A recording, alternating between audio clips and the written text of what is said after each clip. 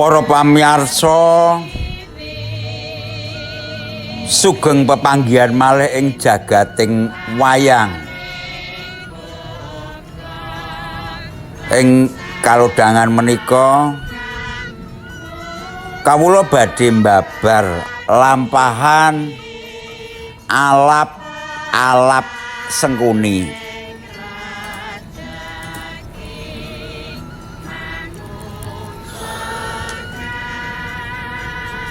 Pamirsa, madyaning praja Ngastina, negari ingkang winastan Loh Jinawi, sumbering ganda arum nanging jebul, kebak sesuluring memala. Sinigeg ing madyaning kalbu wonten satunggaling paraga ingkang ndarbe laku Kadi Aswajak. Nggih menika Patih Haryo Suman utawi Sengkuni. Tumrap piyambakipun kawibawan menika tanpa arta artosipun hampa kados raga tanpa jiwa.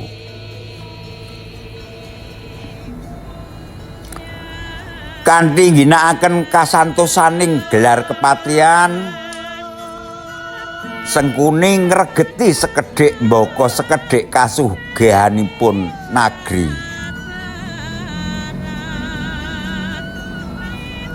Estunipun Ngastina mungguing Sengkuni hamung dipunanggep minangka sapi perahan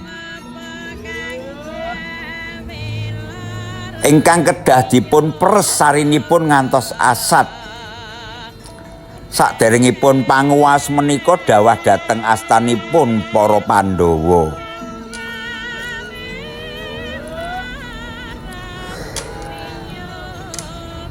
Mripatipun ingkang ciut nanging tajem tansah madosi selaning garu, madosi dasar kagem numpes liyan.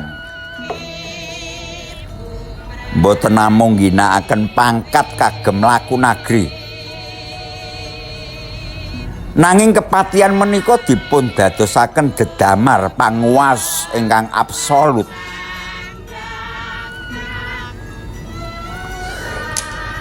Sengkuni punika paraga ingkang ngelak dhateng pujian lan kedudukan. Mila rila ambyur ing jurang nista. Gulung kapercayan kagem nyingkiraken sinten kemawon ingkang dados pepalang. Malah kepara tega ngginakaken kakang ipinipun piyambak nggih menika Prabu Destarastra ingkang wuta netra lan wuta rasaning penggalih dipun dadosaken boneka ingkang saged dipun tilar ing madyaning bebaya.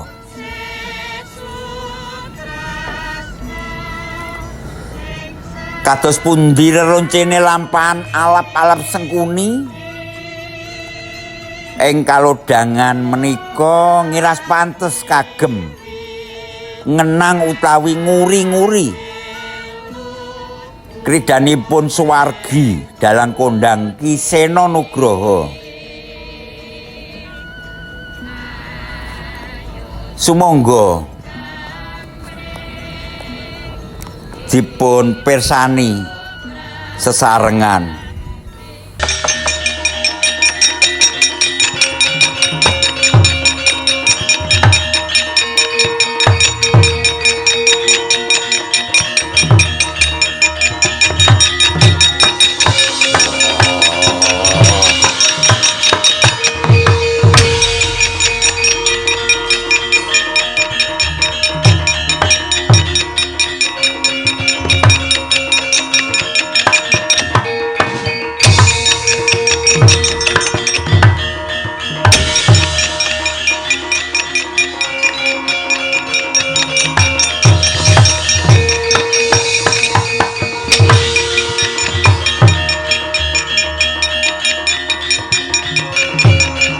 Kotar mati we. Mati we Pandhawa.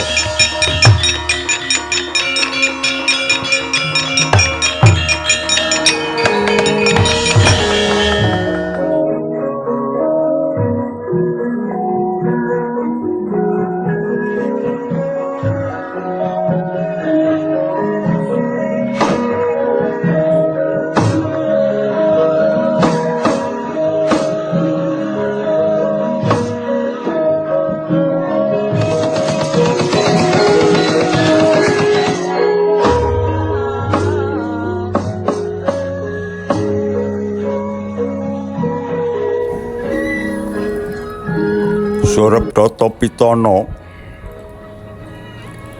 hanenggih pundhita negari ingkang kaeka adi Dasa Purwa. Eka sawiji hadi linuwih Dasa 10 Purwa wiwitan.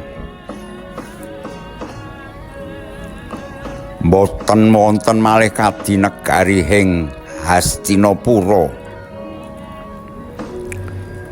Dasanagri panjang apunjung, pasir wukir loh jinawe murah kang sarwa tinuku, gampang kang sarwa tinandur.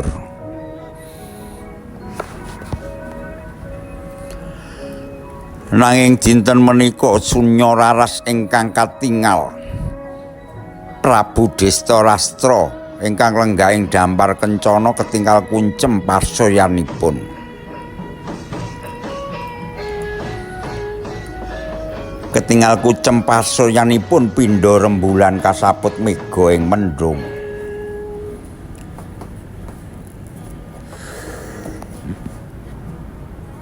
Netra wuta mboten saged ningali nanging batosipun dedet Erawati krungu kabar saking Patih Haryasuman nggih Trigantalpati.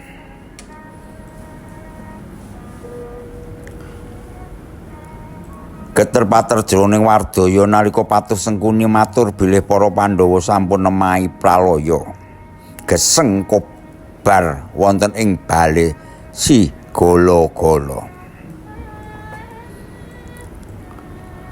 Prabu Destarastra duka yayasini pinanging ugi ngrantes sanget ing galih wuyung bingung lan kingkin campur dadi siji eling dhateng dawuhipun Suwargi Prabu Pandhu Dewanata.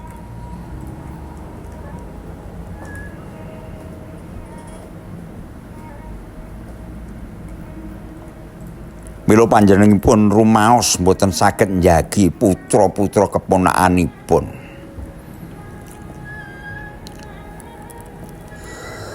Sinten ta ingkang wonten ing pasayakan menika? Boten namung Sang Prabu piyambak nanging kinepang dening para agunging nagri. Raja Muda Duryudana ingkang lenggah katingal kanthi pasryan ingkang boten saged sinandhang antawis seneng lan waspada.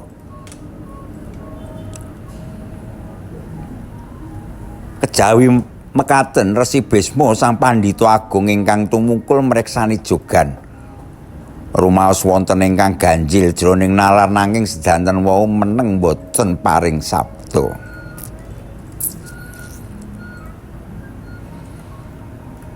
Inggih Begawan Durna sang Dwija ingkang ugi melu ngrasakaken kahanan mripatipun tajem nyawang Patih Sengkuni inggih Patih Trigantal Pati.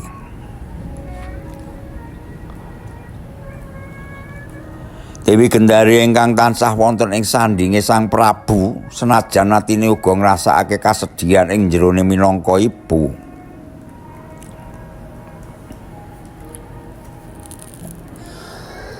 Sajroning pasewakan kumesar tiasira Sang Prabu Destarata. Panjenenganipun rumangsa bingung campur wedi. Kadya ngapa arep paring laporan marang para leluhur yen para putra Pandhawa wis tumpes lebur dadi awu.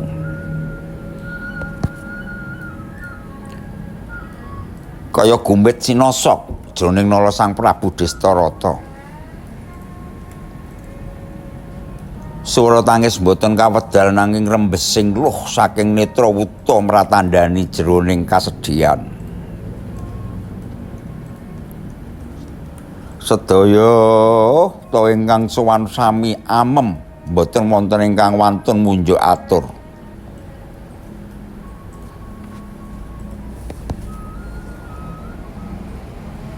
Milu amung swara angin ingkang sumilir ing madyaning bali penangkilan. Ingkang sedanten wau nambahi tintriming swasana.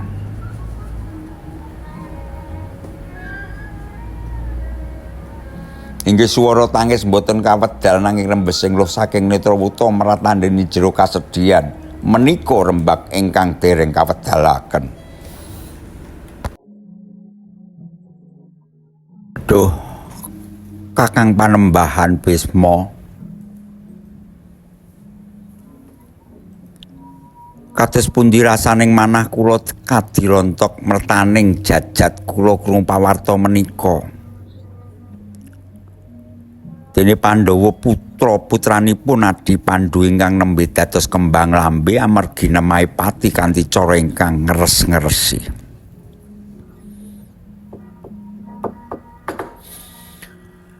Geseng dadi areng wonten ing bale Sigala-gala Kakang Bisma.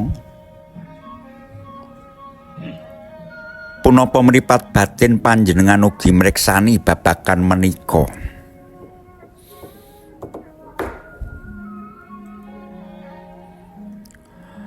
Anak Prabu Destarastra, sabar dhisik to.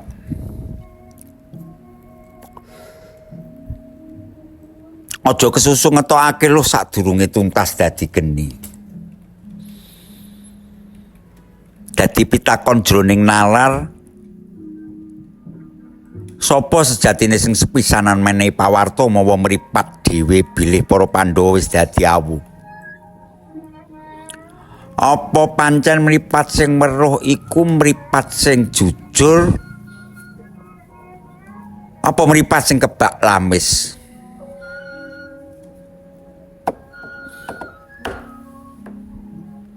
Kakang Panembahan, inggih Patih Harya Suman ingkang munjuk atur kanthi gupuh. Piyambakipun ngendika bilih sampun mriksani piyambak nalika geni mumbul dhuwur ngrabak bali pasenggrahan wing Warunawata. Boten wonten siji-siji Pandhawa ingkang saged mlayu metu.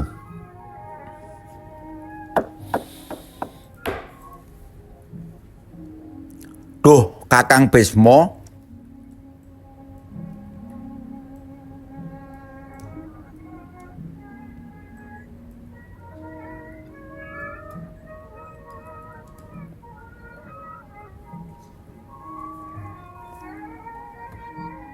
oh, alah jebul si Suman to sing laporan. Anak Prabu, elingo. Suman iku dudu mripatmu sing utama, dheweke iku ilat sing saged ngetokake madu nanging jebul mawa wisaya. Aku durung percaya yen durung ana bukti sing gumathok. Apa anak Prabu wis takon, Genia Suman ana ing kono nalika bali iku kobong. Apa dheweke dadi saksi? Apa dheweke sing dadi jalarane? Duh Kakang Bisma, kawula sampun boten saged mikir bening malih kula. Sumar matur bilih menika sampun kersaning dewa. Nanging yen nalar panjenengan mau kados pundi nasibipun Duryudana lan Kurawa saterusipun.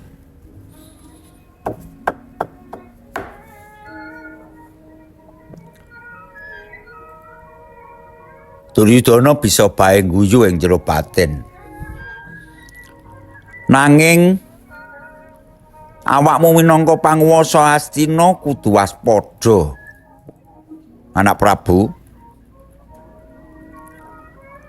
yen bener Pandhawa mati amarga kacilakan iku duka. Nanging yen Pandhawa mati amarga dianiaya iku bakal dadi prahara sing bakal nggulung jagating Hastina. Anak Prabu, aja mung krungu laporan saka ilat sing lunyu kaya welut. Ngestokaken dawuh, Kakang. Kula badhe nengga bukti sanesipun.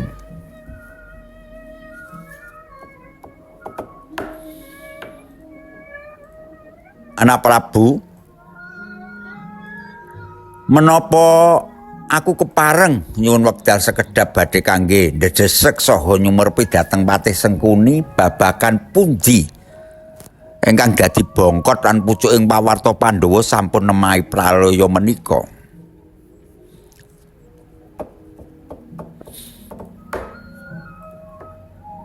Ngestokaken dawuh Kakang Panembahan. Sumangga wedal sapetahipun kula aturaken jengandika Panembahan.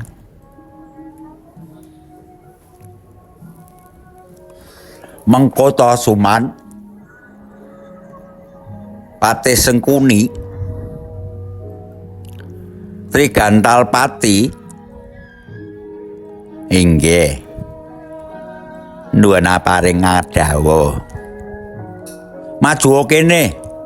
Aja ndelik ing mburi dampar. Aku krungu laporanmu yen Pandhawa wis tumpes dadi awu ing Warunawata. Saiki aku tak takon mawa nalar bening ya. Sapa sing dadi seksi mripat yen para putra Pandhu iku pancen bener-bener kobong? Apa kowe weruh batange? Apa mung weruh genine? Sengkuni, nuwun dawuh. Duh, Eyang Panembahan Bisma. Sampun boten wonten ingkang saged dipun selaki malih. Kawula piyambak ingkang mriksani saking kadohan. Geni mumbul dhuwur kados nggayuh langit. Kamangka bale sigala-gala menika dipun bangun saking kayu gumbala ingkang gampil kobong. Mboten mau kalian Pandhawa ingkang sawekti lem kepati mboten saged nylametaken diri. Sedaya sampun dados kersaning dewa Panembahan. Mengko dhisik ta Suman.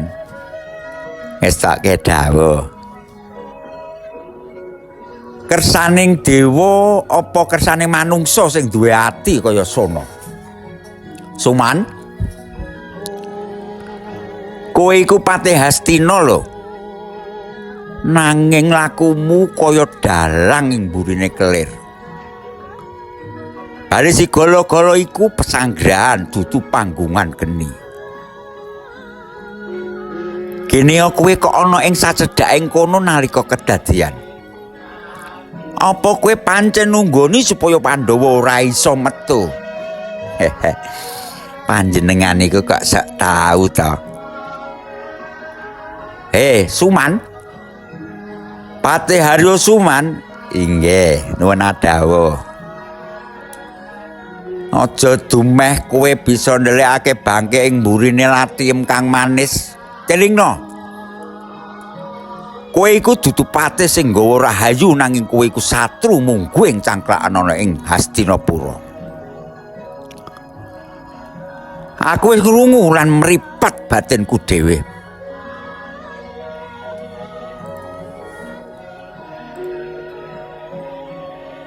Sejatine dudu pati uripe Pandhawa sing dadi wigatining pikirmu. Nanging kowe kuwi wedi yen Pandhawa isih urip lan jumeneng ratu kowe bakal kelangan derajat lan pangkatmu. Kowe wedi yen kawibawanmu rontok kaya godhong garing kenging angin. Kowe ngarep-ngarep sirnaning para Pandhawa ing bale sigala-gala iku. Ora mokal maneh supaya kowe tetep bisa nglungging kursi patih. Bisa dadi dalang sing ngubahake Destra lan Duryudana sakarepmu dhewe. Iya to? Kowe kepengin tetep manguwasa supaya bisa mbedah gedhong raja kaya nylingkurake bondo donyane negara Ngastina kanggo maremke wetengmu sing kebak hawa nepsu iku. Iya apa ora? Oh, alah Suman. Kowe iku duweni watak adiguna wacara kang nista. Kowe ngrusak tatanan, kowe ngrusak paugeran mung supaya kowe bisa urip kepenak ing dhuwuring sangsarane wong liya. Elingo ya Suman. Bondo sing kok kumpulake saka dalan kang nyeleweng iku lan pangkat sing kok pertahanke mawa getih sedulur iku bakal dadi geni sing bakal nggulung lan ngobong awakmu dhewe ing tembe mburine.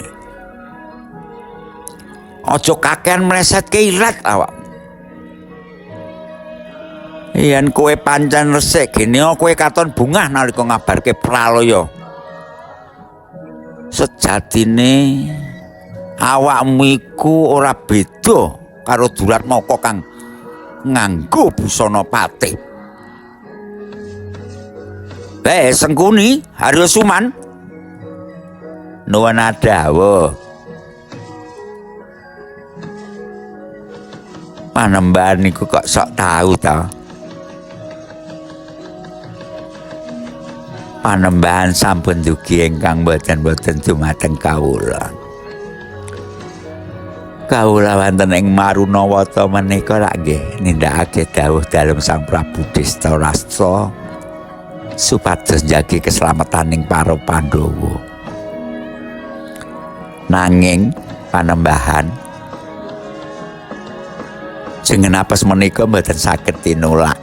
Geni teka mboten dipun undang. Menapa panembahan kersa nggugat takdir. Takdir iku rak kersaning Gusti. Nanging kacilakan sing direncanakake iku arane dudu takdir. Iku mau Dursila jengene Suman. Ke ngomong yen njaga keselamatane Pandhawa. Nanging gini yo, kowe slamet tanpa cacat sedidik-didik. Malah Duryudana katon mesem guyu ing mburimu. Suman, eling-elingo ya. Yen nganti aku nemokake bukti yen kobonge bali iku amarga pokal gaweamu, janggutmu bakal dadi jaminan ing madyaning alun-alun.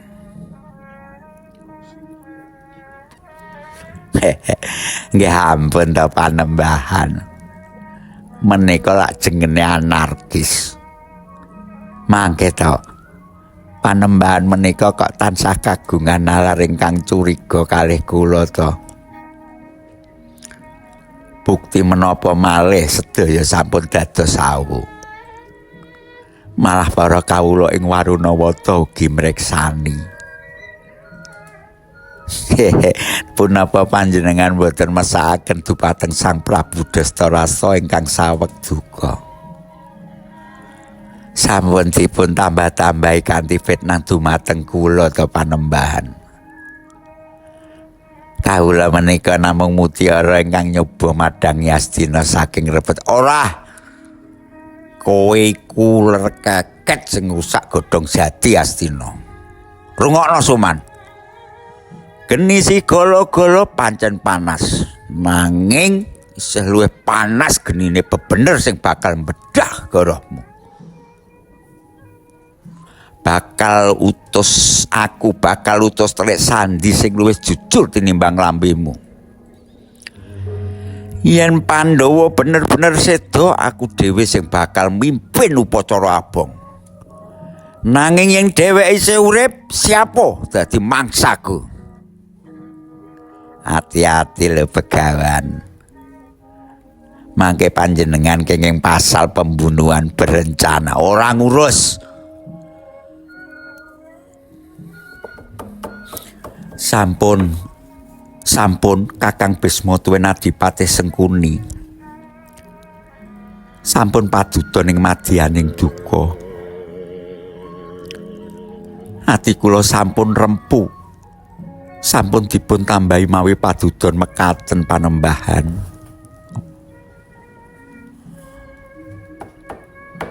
Oh, ngono. Anak Prabu Dastarastra. Ing wektu iki coba tilingno kupingmu, bukakno mripat batinmu senajan netramu wuta. Kowe kuwi Ratu Agung. Nanging gini lakumu kaya bocah cilik sing kethul nalar. Kowe dadi panguwasa nanging watakmu mban cidhe mban siradan. Kowe luwih nengenake Kurawa sing cacahe 100 nanging watake ulur tinimbang Yaga Pandhawa sing dadi amanate adimu Pandhu Dewanata. Apa kowe ra isin karo derajatmu? Kurawa kok pepundi kaya dewa nanging Pandhawa kok anggep kaya krikil sing rusak dalan. Elinga Dastarastra. Kasihmu marang Kurawa iku dudu kasih ing bapa sing bener, nanging kasih sing bakal dadi geni bakal mbubrahno kraton Astina sok tembe burine. Awakmu luwih percaya marang ngilat lunyune Sengkuni timbang rinting Pandhawa sing dadi korban. Kowe mung nutupi lupute anak-anakmu, nanging kowe lali yen tumindakmu kuwi wis gandeng dendame jagat. Yen kowe tetep pilih kasih, besok aja sambet yen Astina iki dadi segara getih. Kowe dadi saksi wutane mripatmu, nanging aja nganti kowe dadi saksi rubuhe negari iki merga patrapmu. Sing kembul dosa karo anak-anakmu dhewe. Cukup Dastarastra. Kowe iku ratu dudu bature Duryudana.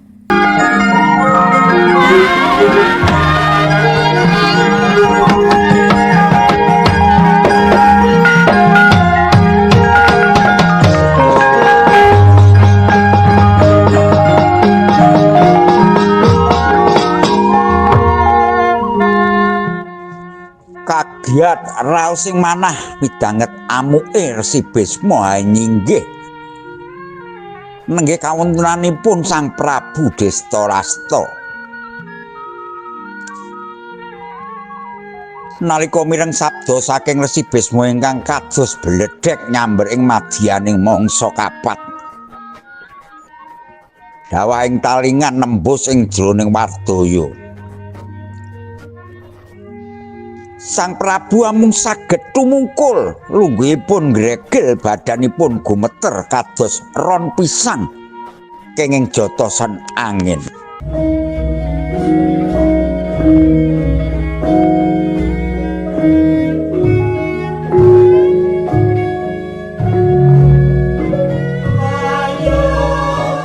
Gusti semaning kula,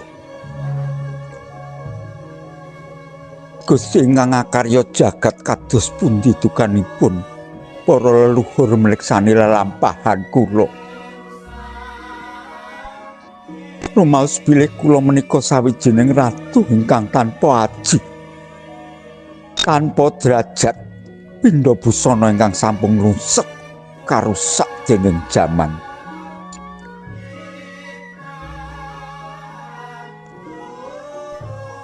Netra kula pancen wuta, peteng dedet boten saged mreksani endahing rupa lan padhanging jagat.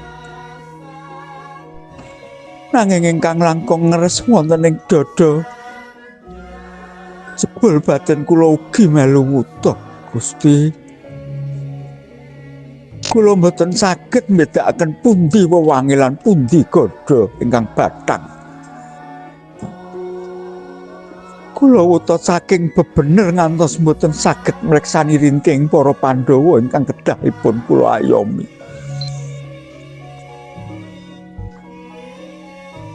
Rumaos kawula menika namung dados dolananipun para kawula ingkang gadah niat culika. Kados pundi mboten patih Sekunti nyanjung kula mawi ladhi ingkang kados madu. Nanging jebul namung nyukani racun ingkang rusak trah Kurawa. Anak-anak kula piyambak para Kurawa ngrangkul kula mawi tembung tresna, nanging jebul namung badhe ngucek derajat kula kagem nuruti hawa nepsunipun. Duh, Kakang Panembahan Bisma, sesepuh agung kula ingkang kinurmatan, kula nyuwun gunging samudra pangaksami ingkang tanpa upami. Panembahan, kersanipun kula memelas wonten ngarsa panjenengan. Sejatine kawula menika namung wit garing ing tengahing wana. Wit ingkang sampun boten nggadhahi godhong, boten nggadhahi daya ingkang amung nunggu rubuh, lan gampang sanget dipun pancing geni dening liyan ngantos geni menika mumbul dhuwur nerabak balik sigala-gala lan ngobong sekathahing pangarep kula dumateng anak-anakipun Adi Pandu. Kula menika ratu nanging batur, ratu nanging dolanan, ratu nanging sampun pejah sajroning urip. Kawula sampun ngrusak amanatipun Adi Pandu, Kakang Bisma. Pangapuramu Kakang, pangapuramu dumateng kabeh utanging lair lan batinku.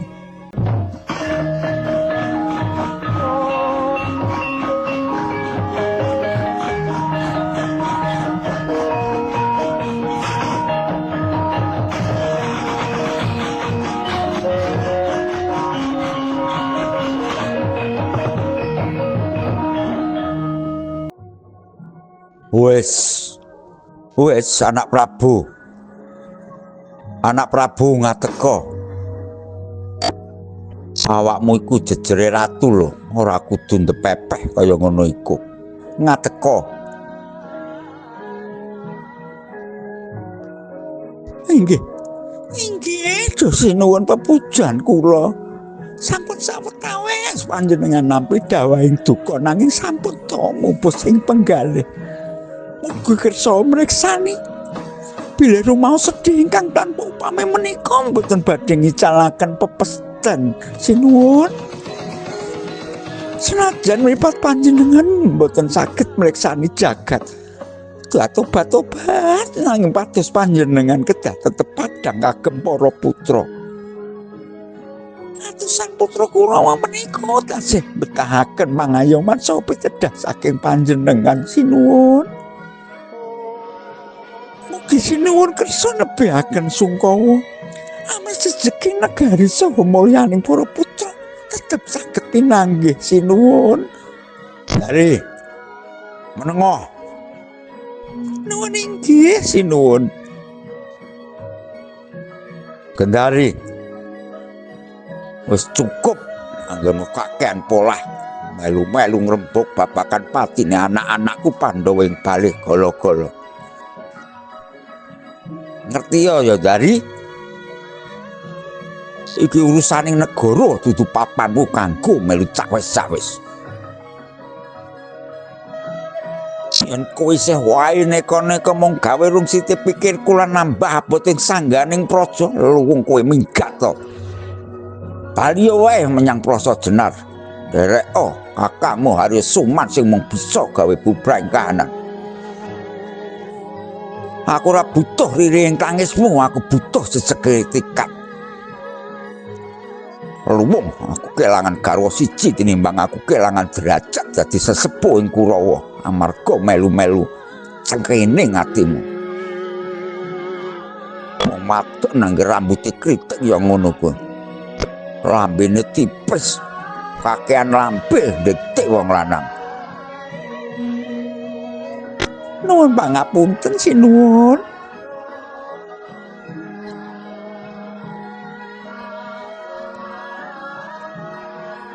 Adi Destarasa lan kowe kabeh para Kurawa mripatku pancen wis suda delenge.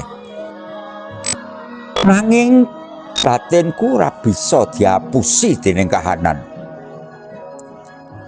Elinga ya, yen jagat iki tansah mubeng.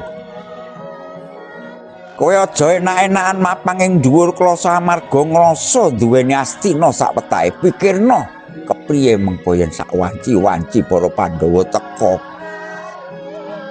Para Pandhawa teka dudu minangka dhayoh sing njaluk kawigaten nanging minangka pembarep sing nagih hake marang bumi Astina. Yen Pandhawa njaluk baline negara iki, apa kowe wis duwe dasar kanggo selak? Apa kowe duwe batin sing cukup kuat kanggo ngadepi bebener? Aja nganti kowe kabeh kaget yen tembe mburine dudu gunem apik sing dadi lantaran. Nanging landheping jemparing lan gathuking gegaman sing bakal dadi pungkasane rembug. Saiki jajal. Umpama digoleke lalagan sing kira-kira ambane lan subure kaya lalagan Ngastina, ana apa ora?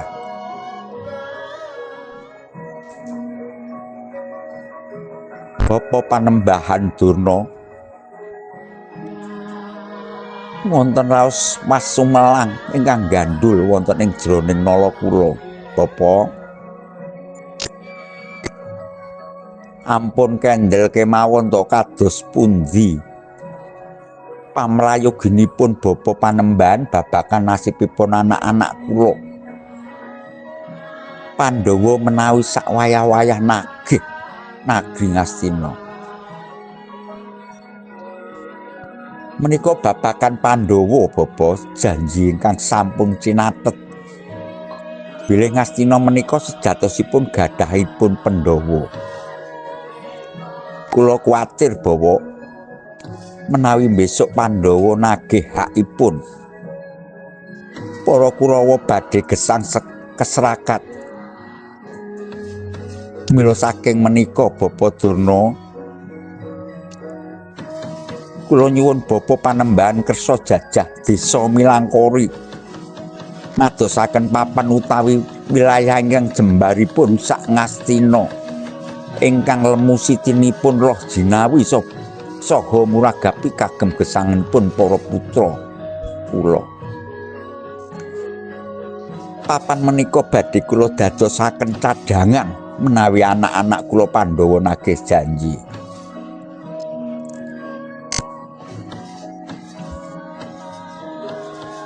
Oh, loleh kentos walah kimbal monyor-monyor jogeh-jogeh. Kados mekaten kersane sinuwun. Pancen leres. Sedia payung saderengipun jawah menika kawicaksan kang sae. Nanging sinuwun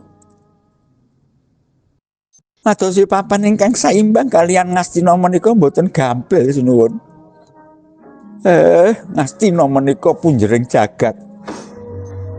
Kawentar subur makmur menawi babagan menika ingkang ngapal nggih Adi Sengkuni sinuwun. Oh, ngono. Kepriye Kakang Patih Sengkuni munggu ing awakmu? Sengkuni Suman Trigantal Pati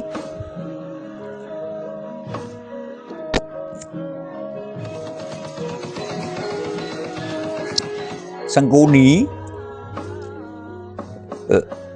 nuwun adawa ngantuk inggih wau dalu jagong bayi tanggi main domino kawon kathah kawula nuwun pangapunten. Kepriye Kakang Patih Sengkuni munggu ing awakmu perkara papan sing saimbang karo Ngastina kanggo jaga-jaga nek sak wektu-wektu Pandhawa teka nagih janji negara Ngastina paman. Oh alah. Nuwun sewu sinuwun Prabu Destarasta. Kula aturi miterang dumateng paduka. Menapa malih ingkang dipun kuwatosaken.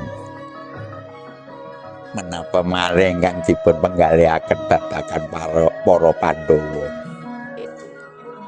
Wong kula pun bola-bali sampun matur menawi Pandhawa niku sampun pecah sedaya. Nuwun sewu sinuwun sampun cetha trawaca mboten mletre saking kanyatan. Nalika prastawa bali sigala-gala menika geni sampun gulung sagunging wewangunan. Menapa wonten titah ingkang saged oncat saking dukaning geni ingkang kados ngoten. Pandhawa sapunika sampun dados awu sinuwun. Sampun toh percaya.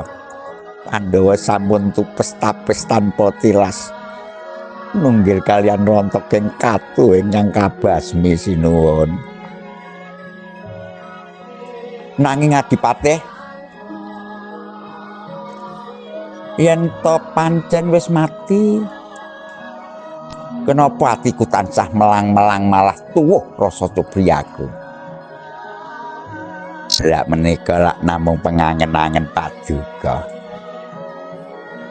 Sampun ta. Sampun. Mboten sah mados ingkang sampun mboten wonten.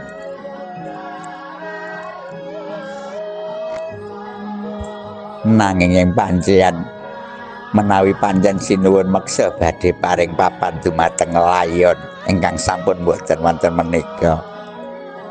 Supados katingal adil wonten mripatipun jagat. Kula gadhahi atur. Nggih. Nek kula dipaksa wonten satunggal panggenan sinuwun. Nggih menika Wonomarta. Nami kemawon sampun Marta. Nanging sejatosipun menika alas geng liwang-liwung. Gawat kalian wingit. Singkang dados katoning para lelembut lan dedemit sinuwun. Menawi mboten pitados pilih Pandhawa sampun mati, monggo mangke paringaken Wonomarta menika dados bagianipun Pandhawa. Menawi tasih gesang medhi badhe tumpes wonten mriku dipun mangsa dening kakuwasanipun para jin. Sinuwun kanthi mekaten Kurawa tetep aman. Negari Ngastina tetep letak dados jantung.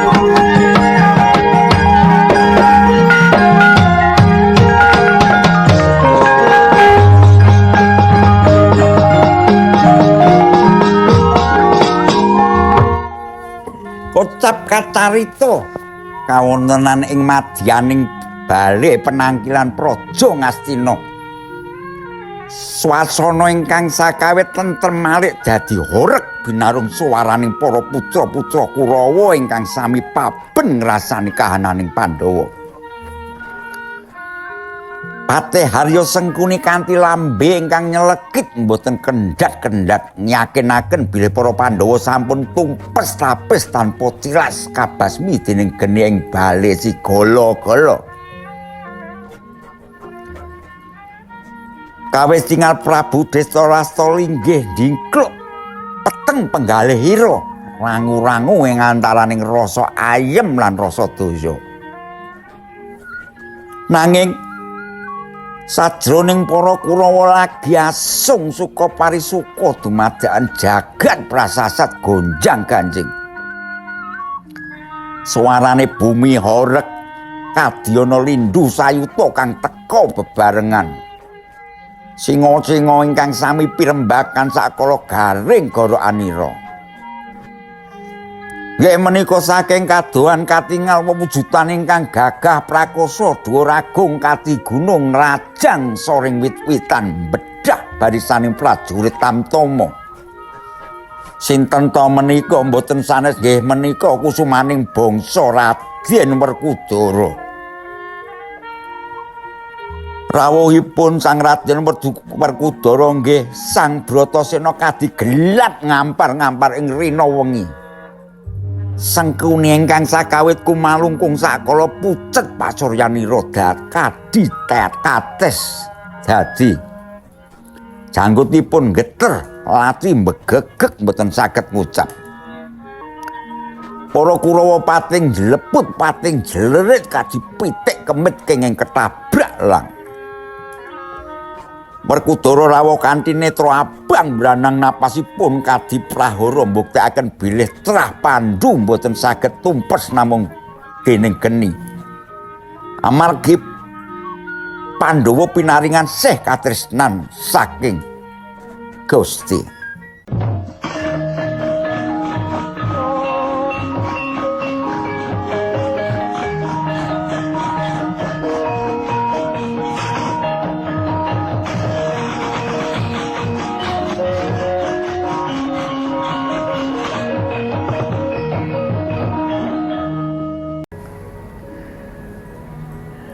Alah, jagat Dewa Batara tobat nyawa kula. Iku apa aku salah nyawang? Apa iki memeti sing teka nuntut balas Bratasena lah kok isih urip. Lah blas iki aku nek ora mlayu.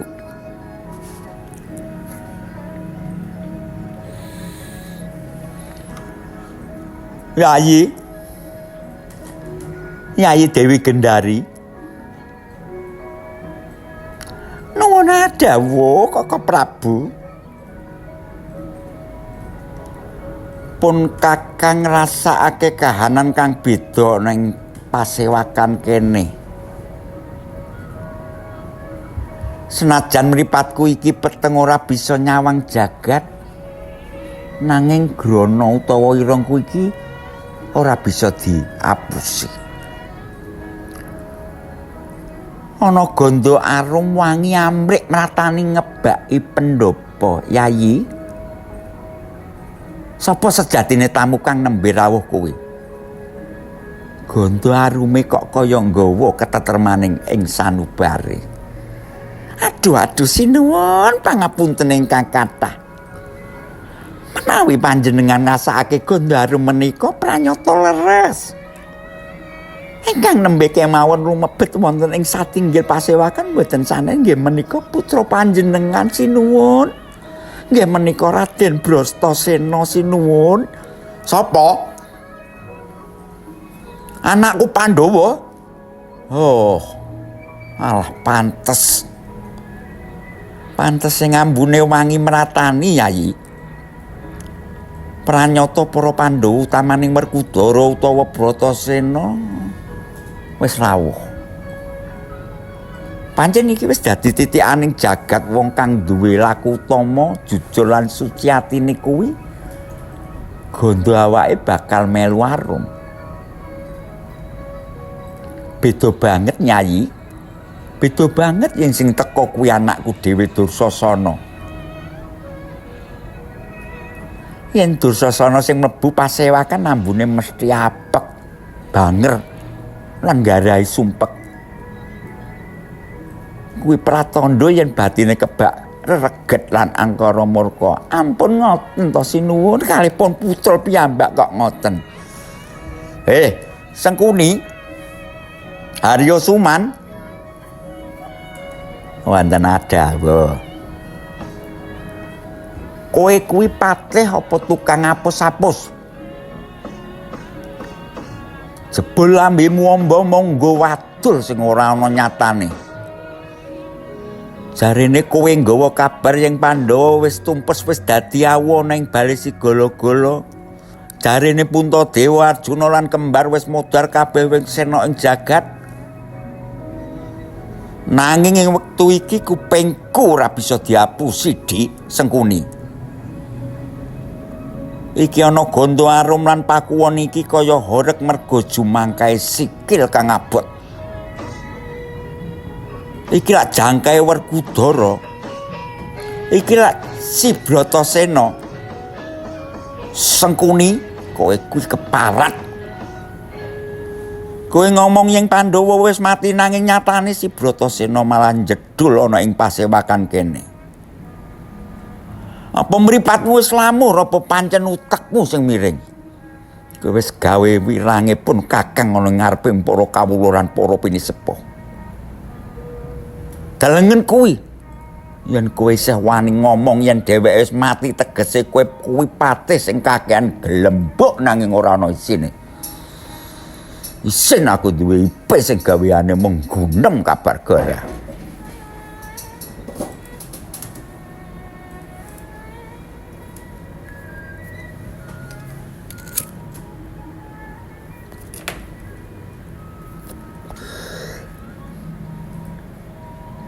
Lare Mas kula Pandhawa nggih sampun pecah kok. Alah sinuwun. Gusti kawula Prabu Destarastra. Nyandak sukung rengkepi dengkel nyuwun agunging pangaksama sinuwun. Dados kawula menika duka kasinggihan menawi kula menika kirang titi. Kirang weweka ngantos meta kabar ingkang klentu. Sinuwun ampun duka sanget-sanget dhateng kawula. Sejatosipun menika sedaya mergi saking kersanipun Jawata ingkang nembe mbelani para Pandhawa. Kawula mboten gadhahi niat badhe nglembuk utawi paring kabar gara dhateng panjenengan. Menika murni saking mripat kula ingkang katutup pedhot kirang waspada nyawang kanyatan. Nyuwun sewu duka sinuwun. Mbok bilih kula tasih dipun paringi dinten kula badhe ngrancang dados pundi caranipun supados mboten wonten klintu kaping pindho. Werkudara ingkang teka menika pancen nggadhahi kasekten ingkang boten saged dipun kinten-kinten dening nalar gelas sinuwun. Mengko sik to. Anakku Werkudara pujaning atipun wa.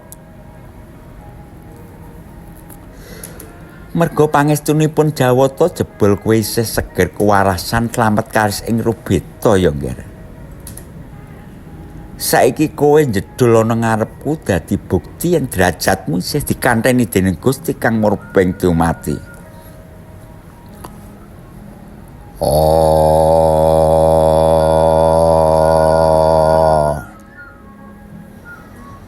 Destarastra rungokno.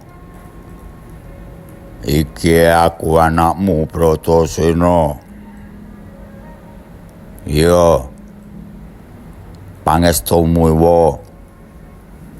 Aku isih seger waras.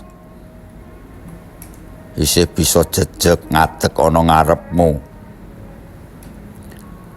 Geni bali si golo-golo sing jarane arep nguntal nyawaku. Nyatane ora tedas nembus kulitku. Aku slamet. Aku ora kurang siji apa-apa.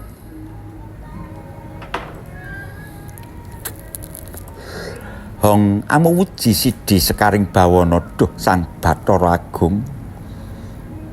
Jebul durung ilang japa mantranipun bapa dene ing dina iki kupingku kaya kagepyokan swarga Bandung. Sanyata nadyan mripatku kalingan pedhot pepeteng nanging pangrunguku nampani Prabawa kang mahanani jagat. Swara Bratasena, swara iku swara kang ngebaki raga gumlaring kaya gunturing mangsa kapat mlepep dadi mledhos sing Gunung Ancol. Oh, alah Ger Bratasena. Suaramu nggawa wibawa kang tumpuk undung. Krungu suaramu wae rasane kaya aku nyawang jumenenging gunung karang kang tan kena obah dening Pancabaya. Anteping swaramu nggugah gairahing getihku. Ngitotake rasa bombong ing jero dada.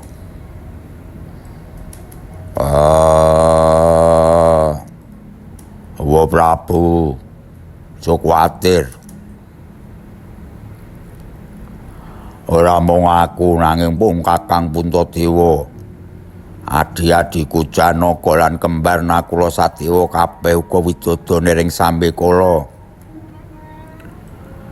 Kabeh isih pinaringan rahayu merga isih dilindungi dening Gusti lan para dewa. Sapa wae sing duwe niat ala jebul ora bakal bisa mungkasi garis uriping Pandhawa. Senajan aku iki wong kasar, nanging aku isih ngerti tata krama marang wong tuwa. Mula kanthi tekaku iki aku ngaturake sembah sungkemku lan hormatku marang kowe wa Prabu. Aku teka mrene ora nggawa duka, nanging nggawa bukti yen kebener kuwi ora bakal bisa kobong dadi awu. Mula saiki wis cetha. Delengen nganggo mripat batinmu wae. Yen aku isih ana ing kene. Saiki kowe wis ora perlu ngrungu tembunge wong-wong sing seneng laku cidra lan seneng nyebar kabar goroh. Kaya sengkuni kuwi. Kena mana ora apa-apa. Tak meneng wae wis tinimbang salah.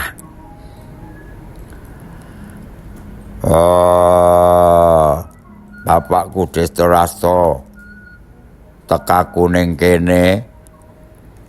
Wis ngger. Anakku sing pengkuh santosa. Ora sah kok wedharake nganggo tetembungan kang dawa. Pun bapa wis ngrasa lan ngrungokke jroning batin aku wis mangerteni apa kang dadi sediamu lan sedulur-sedulurmu ing dina iki awakmu teka ing Pasewakan Agung Astina iki. Pancen nyata mbiyen nalika jenat Narendra Ramama Prabu Pandhu Dewanata masrahake praja Ngastina iki sipate mung nitipake. Aku mung dadi dalang kang nggaduh lakuning nagari sawetara wektu nunggu nganti kowe lan sedulurmu rampung anggone ngangsu kawruh lan dewasa. Saiki mripat batinku wis weruh, Ger. Kowe Puntadewa lan adi-adimu kabeh wis dadi satriya kang pilih tanding. Wis ajeg jejeg dadi manungsa kang utama. Mula wis titiwancine apa kang dadi kagungane Pandhu kudu dibalekake marang para putra-putra Pandhawa. Mula ngger pun bapa ora bakal selak Senajan kanah ing Ngastina saiki kebak rongeh nanging jroning atiku aku sadar yen negara iku dudu duwekku nanging duwekmu. Ger Werkudara, anakku sing dadi pengayomaning para Pandhawa, sadurunge kowe mrepeki pun bapa kanthi duka, pun bapa dhisik kang arep njaluk lumunturing pangapura marang kowe lan sedulur-sedulurmu kabeh. Pancen pun bapa iki dadi wong tuwa kang apes, ora bisa adil jroning rasa. Pun bapa wis kebacut junjung anakku si Duryudana dadi Prabu Anom ana ing Ngastina. Nanging aja dadi atimu ya, Ngger. Senajan Ngastina wis dikuasani dening para Kurawa, pun bapa ora bakal mentala marang kowe kabeh.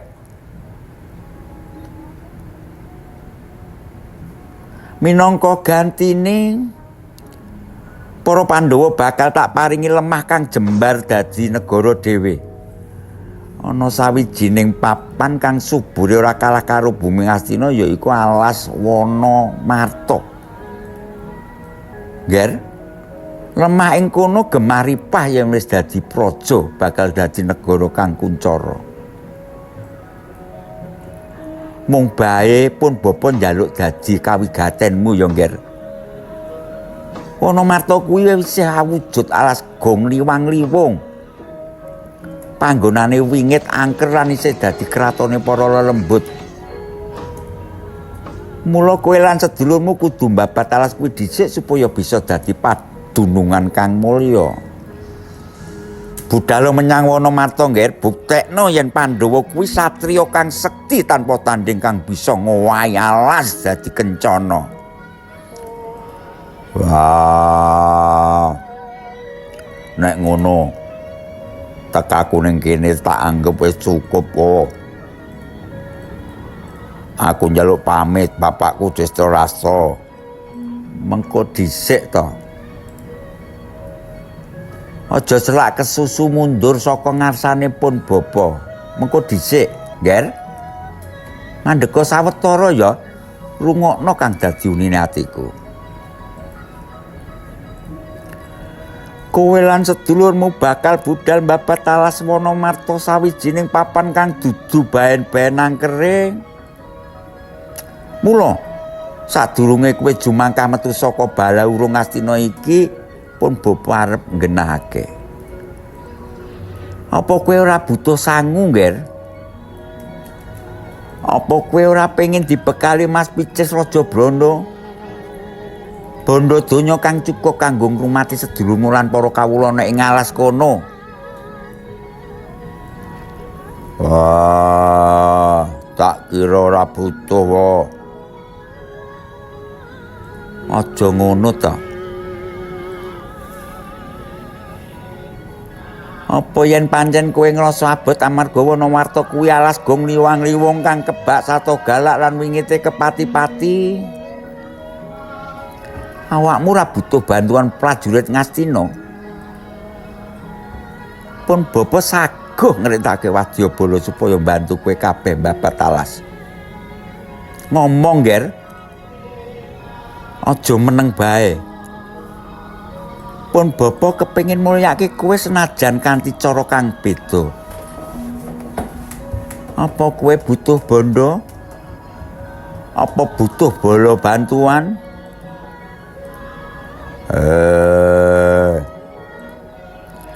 Wah, Destarasa. Ora usah kakean nembuk. Ora usah nawani bondo donya. Rungokno aku. Werkudara lan sedulur-sedulurku Pandhawa budal menyang Wonomarta dudu arep dadi sodakar. Nanging dadi satriya.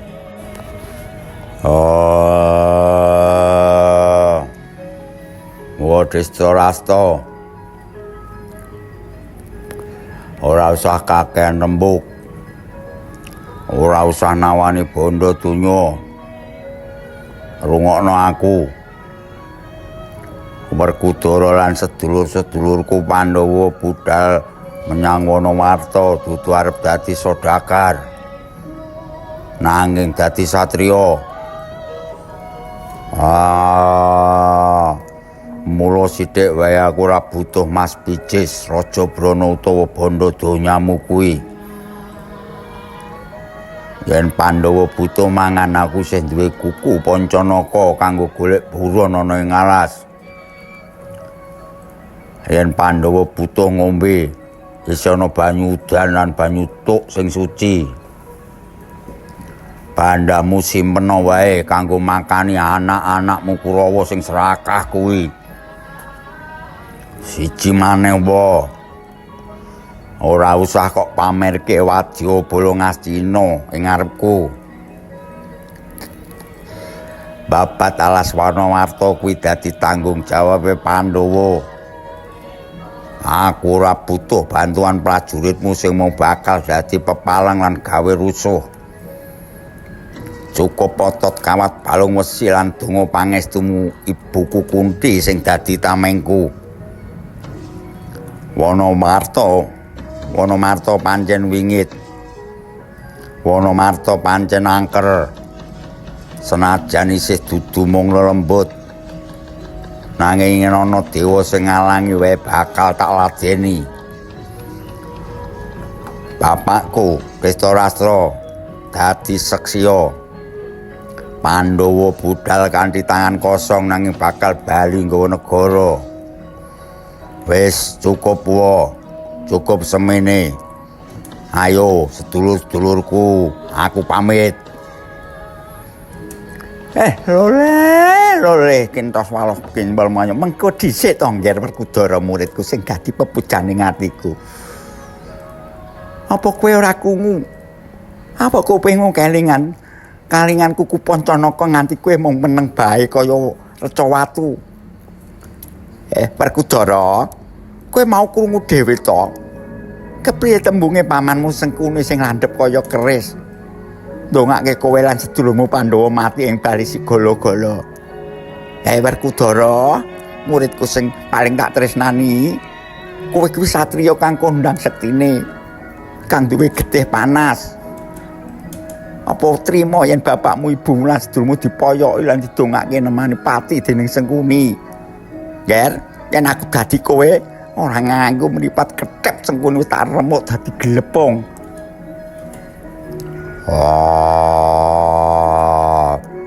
Bapak Dono, ora usah kok obong-obongi atiku. Ora usah kok ajari aku carane dadi wong dendam. Kupingku isih krungu, mripatku isih awas. Aku weruh sapa sing culika lan aku krungu sapa sing ndongake melarat lan patine Pandhawa. Nanging rungu dudu ateges aku kudu nesu. Weruh dudu ateges kudu males mrawasa. Paman Sekuni wis ngetokake tembung kang nggiles derajate Pandhawa. Ndongake aku mati ana ing alas Wonomarta. Aku sethithik wae ora bakal males nggunakake duka. Malah sewalike, Bapa, rungokno donga pangestuku. Senajan Paman Sengkuni wis ngelek-ngelek lan mitnah aku malah ndedonga marang sing akarya jagat. Muga-muga Paman Sengkuni tetep pinaringan keselamatan. Uripe rahayu murah sandang lan murah pangan. Muga-muga dheweke tetep dadi wong sing sukses lan mulya ana ing Astina kene. Sebab apa-apa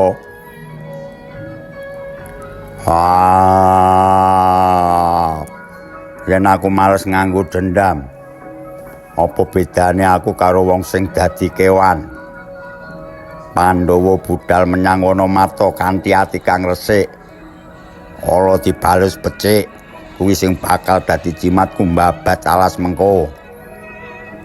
Iki kabeh mono piwulangmu pancen mengkono, Bapa.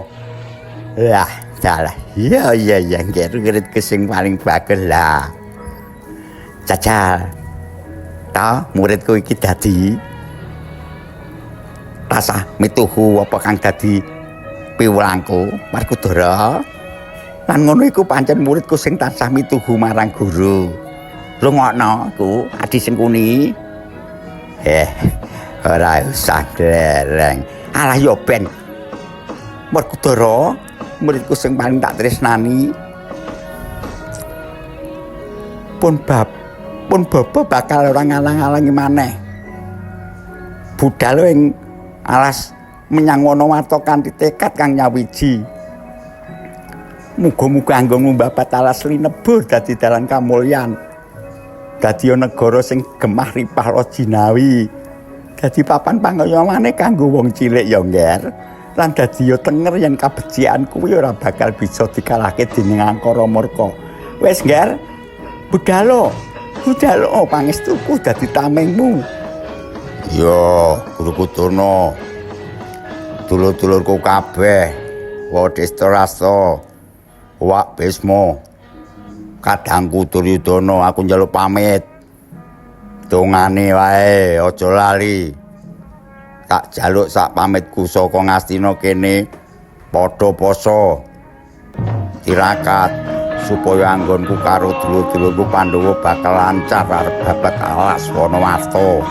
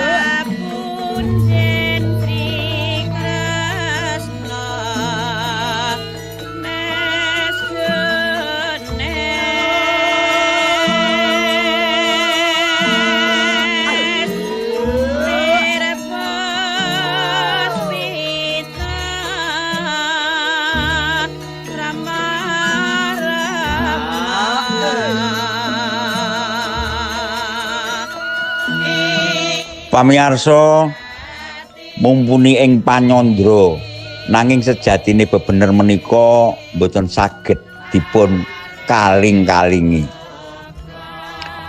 Senajan Sengkuni ngginakaken sedaya laku cidra, nggulung kapercayan kagem nggayuh panguwas absolut, nanging Gusti ingkang akarya jagat mboten sare.